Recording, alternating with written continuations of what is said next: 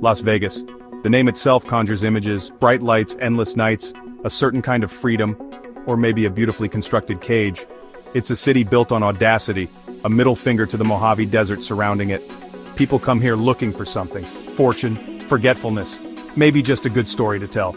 They usually find at least one of those things. It's a town that never apologizes for what it is. This place. It's a monument to excess, a shrine to the second chance, and the third, and the fourth.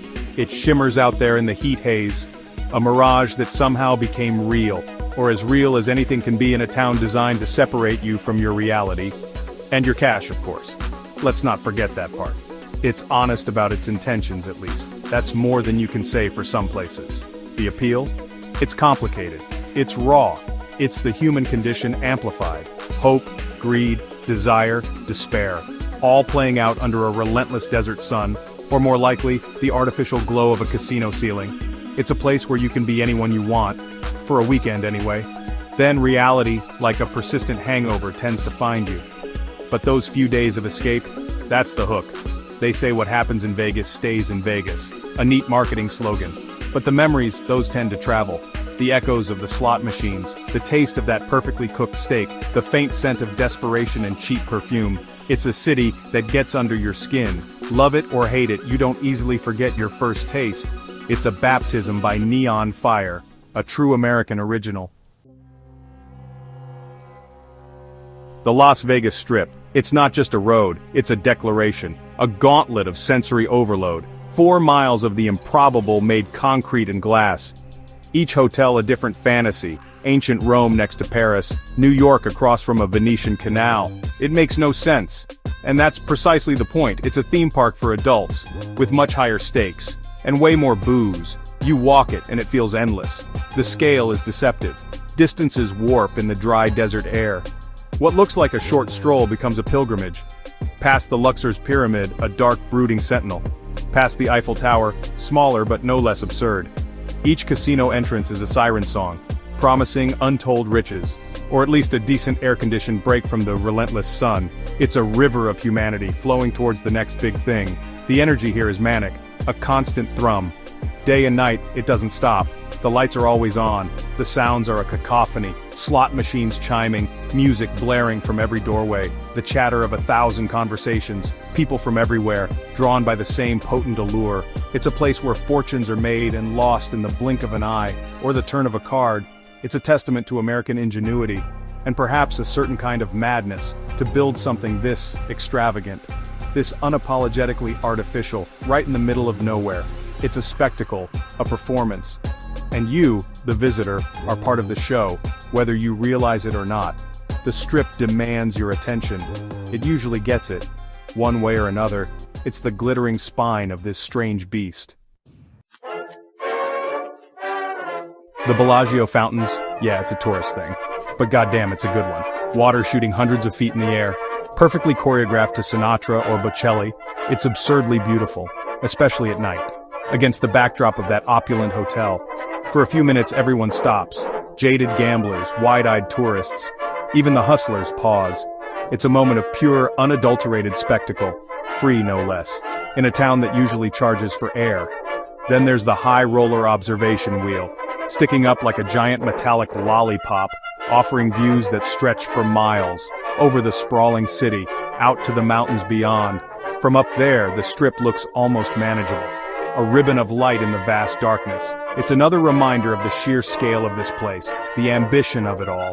Worth it for the perspective, both literal and figurative. These grand gestures are part of the Vegas DNA. Go big or go home, that's the motto. Every new hotel tries to outdo the last, with a bigger pool, a more outrageous theme, a more dazzling attraction. It's a constant arms race of wow, from volcanic eruptions at the Mirage, to the canals of the Venetian, complete with singing gondoliers. It's all designed to keep you entertained, and keep you spending. It's not just about the big, obvious stuff either. Look closer. The attention to detail in some of these places is insane. The art installations, the elaborate floral displays, the sheer manpower it takes to keep this fantasy polished. It's a well-oiled machine, dedicated to creating an experience, an escape from the mundane. And for the most part, it succeeds spectacularly. Even a cynic can appreciate the artistry. Forget the Strip for a minute. Head downtown to Fremont Street. This is old Vegas, where the legends were made, before the mega resorts took over. It's got a different feel, a bit grittier, a little more desperate, but also more authentic in its own way.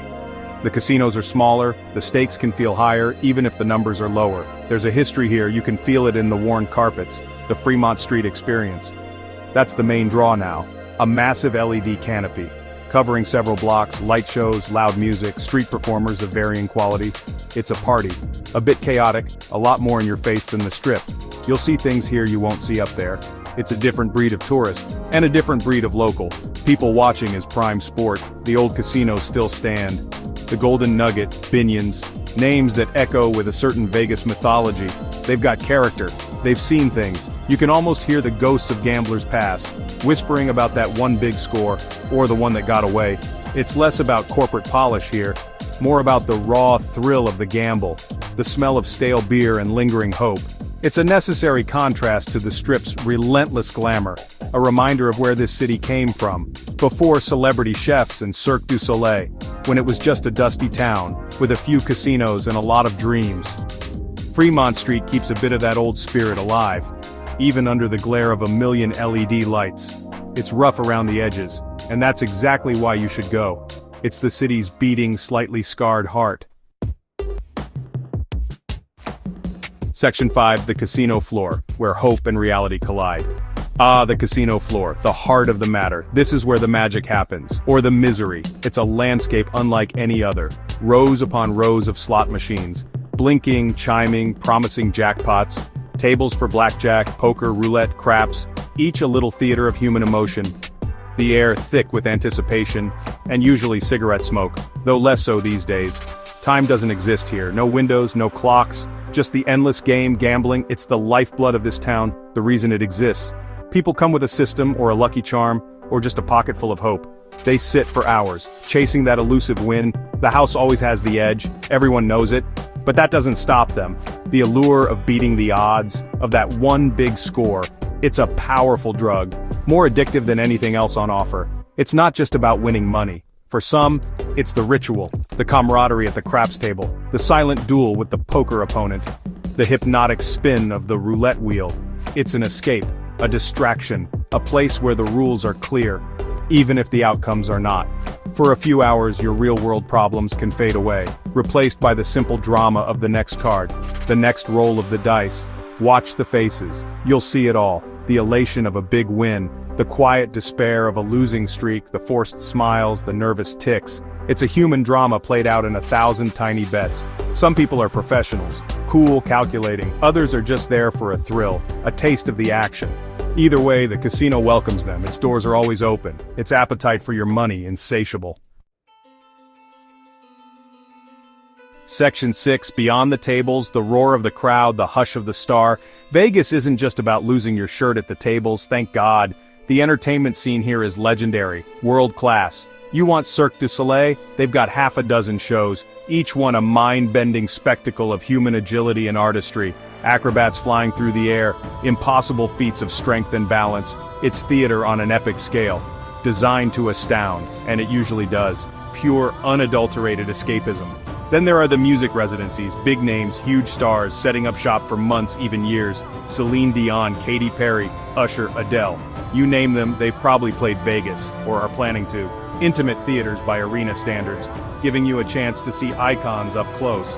The production values are insane. Every show a perfectly polished machine. It's a concert experience dialed up to 11.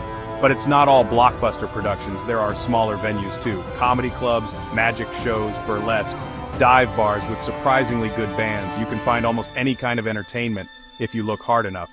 Beyond the headline acts, there's a whole ecosystem of performers trying to make their mark or just make a living in the entertainment capital of the world. That takes guts. The sheer variety is staggering, from Broadway-caliber musicals to hypnotists who will make your friend cluck like a chicken. There's something for every taste, and every budget. Though, let's be honest, most of the big shows will cost you a pretty penny. But for a memorable night out, it's often worth it. It's part of the Vegas package, the dazzling showmanship, the promise of an unforgettable experience. Section 7. Fueling the machine, eating your way through Sin City. You can't run on adrenaline and casino air alone. Eventually you gotta eat. And Vegas knows how to feed you. This town has transformed itself into a culinary destination. Seriously, forget the tired old buffets of yesteryear. Though some of those still exist if that's your thing. But the real action is elsewhere. Celebrity chefs have flocked here, planting their flags, opening opulent temples to gastronomy. Joel Robuchon, Gordon Ramsay, Guy Savoy, Nobu Matsuhisa. The list goes on. If they're a big name in the food world, they probably have a restaurant here. Often, more than one. These aren't watered-down versions either. They're bringing their A-game. Expect flawless service, exquisite ingredients, and prices to match. Special occasion dining. Vegas has you covered. And then some. It's a food lover's paradise, but it's not all Michelin stars and champagne wishes. There are incredible eats at every price point. Hidden gems off the strip, amazing ethnic food in unassuming strip malls, killer burgers, late-night diners that have seen it all. You just have to know where to look, ask a local, or wander a bit. The best meals are often found where you least expect them, away from the glitter. And, yes, the buffets. They're still a thing. Some are truly epic. Mountains of crab legs, carving stations, desert islands that stretch to the horizon. It's an exercise in glorious gluttony, a uniquely Vegas experience. Go hungry, pace yourself. It's a marathon, not a sprint. Whether you're indulging in haute cuisine or piling your plate high at a buffet, eating well in Vegas is easy, almost too easy. Section 8. Getting around this maelstrom and staying in one piece. Navigating Vegas can be a challenge, especially for first-timers. The strip looks walkable, it is, but it's longer than you think, and the desert sun is no joke. Hydrate, wear comfortable shoes. Seriously, your feet will thank you. Taxis and ride shares are plentiful, but can be expensive, especially during peak hours or big events. Surge pricing is a bitch. Plan accordingly. The Las Vegas monorail. It runs along the east side of the strip, connecting some of the major hotels and the convention center. It's clean, efficient, a decent option for longer distances, if its stops work for your itinerary. There are also public buses. The Deuce runs up and down the strip 24/7, slower but cheaper, and offers a different kind of local flavor. You see the city at a different pace. Safety. It's a city that never sleeps. And like any big city, it has its share of crime. Be aware of your surroundings, especially at night, or if you wander off the main drags, keep your valuables secure, don't flash large amounts of cash. The casinos have excellent security, but the streets outside, use common sense, don't make yourself an easy target. Pretty standard advice for anywhere, pace yourself, that's the biggest tip. In every sense, the drinking, the gambling, the sun exposure. It's easy to get caught up in the frenzy, the constant stimulation, but Vegas will chew you up and spit you out if you're not careful. Know your limits, take breaks, drink water. It's a marathon of indulgence, not a sprint to oblivion, unless that's what you're aiming for. No judgment here. Section 9. The final bet, why Vegas still matters. So, Vegas. Is it a soulless monument to consumerism? A glittering trap for the unwary? Maybe. Parts of it, sure. But it's also something more. It's a place of pure, unadulterated fantasy. A city built on the very human desire for escape. For a chance to be someone else. To experience something extraordinary. Even if it's all an illusion. Sometimes an illusion is exactly what you need. It's a city of relentless reinvention. Always tearing down the old, building something newer, bigger, more outrageous. It reflects a certain American spirit. The belief that anything is possible. With enough money, enough concrete, enough sheer willpower. It's a fascinating social experiment. Conducted on a massive scale. Under the harsh glare of the desert sun. And a million neon lights. You might come here expecting to hate it. Many do. But Vegas has a way of surprising you. You might find yourself marveling at the sheer audacity of it all. The engineering feats. The logistical ballet that keeps this machine running. Or you might just find a damn good steak. A killer show. Or a moment of unexpected connection at a poker table. It offers a million different experiences. Ultimately, Las Vegas is what you make of it. A quick weekend of debauchery, a serious culinary pilgrimage, a chance to see your favorite performer, or just a place to lose yourself for a while. It's not for everyone, but it's undeniably unique. A cultural phenomenon, a city that continues to defy expectations, and thrive in the most unlikely of places. It's a hell of a town, worth the trip, at least once.